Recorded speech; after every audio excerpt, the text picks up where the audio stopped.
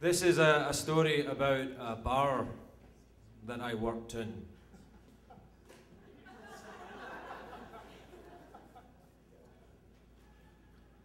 And it's called "An Injury to One is an Injury to All."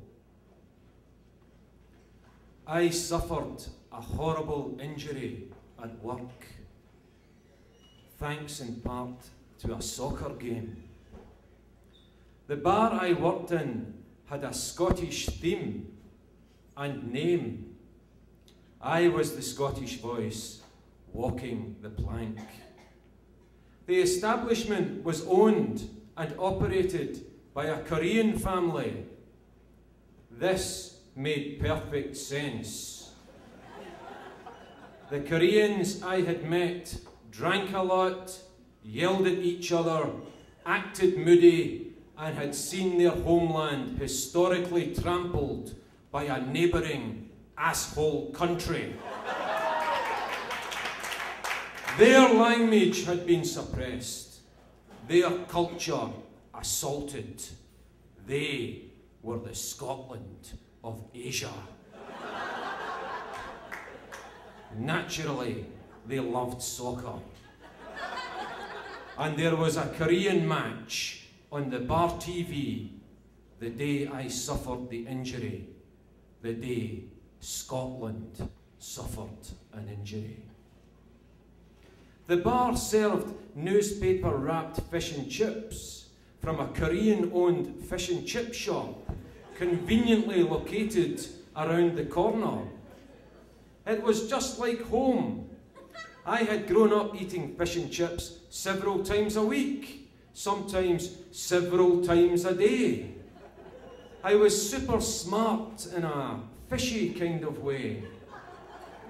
The fish and chips in the Korean shop were cooked in a real fish fryer imported from Britain, and they came served with tons of tasty salt and vinegar. It was famous citywide. People flocked to the pub for the experience. Customers ate their brain food and read the headlines. Some got their chips wrapped in a page from the New York Times book review, with batter stains splattered across the critiques. Vinegar ran like rivers over stories of gun violence victims. Grease saturated lengthy features on the rise of stomach ailments in time of war. An XXL customer who had wolfed down the grub noted that his fish supper had come wrapped in the obituary section of the newspaper. We didn't see him again. The Korean workers in the fish and chip shop worked under harsh conditions. The boiling oil from the fryer would spatter their arms and hands, leaving wisps of tiny scars. The oil made its way to the face. The slime had to be scrubbed off after each shift. It was worse than being a car mechanic.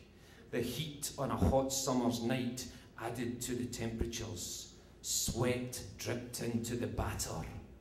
Drinking on the job was essential.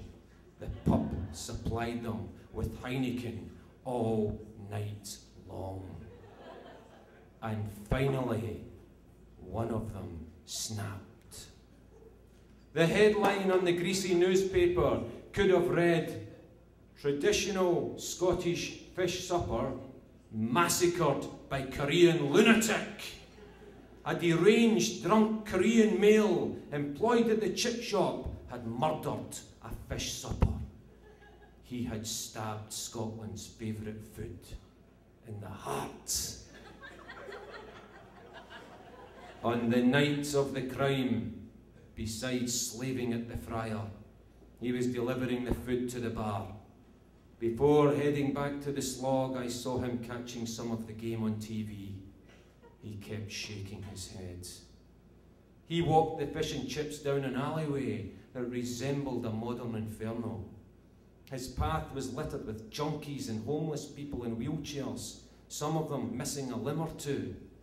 A midget hooker blew creeps in the doorways. Transsexual whores flashed cock-a-doodle-doo at the slow-moving motorists. The tourist guidebooks shied people away from places like this. But if you wanted to find Scotland in San Francisco, here you came. Perfect. Maybe the starving hand reaching out for a chip had accosted him. The smell of fish and chips trumped the reek of urine and shite that flowed freely down the alleyway. Or perhaps he had been offered relief at the gummy heights of the midget hooker. Maybe the soccer game on TV had set him off. Or maybe a taxi driver had almost killed him as he crossed the road.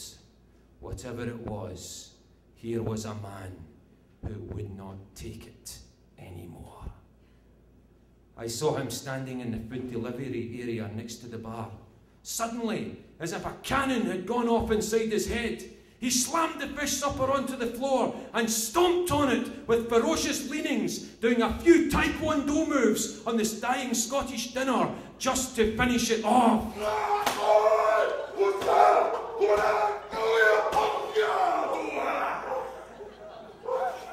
He stood back, quivering, and yelled at the slaughter. A ghastly scream that stiffened spines and prompted heads to stretch over the bar to see who had just been murdered.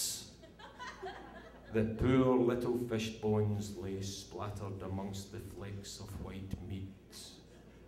The skin was bruised and, yes, horribly battered. It was a culinary crime scene, and the murderer was there. I felt as if my nationalist stomach had been kicked out of me. This was worse than having to endure a neighbouring asshole nation for 3 centuries.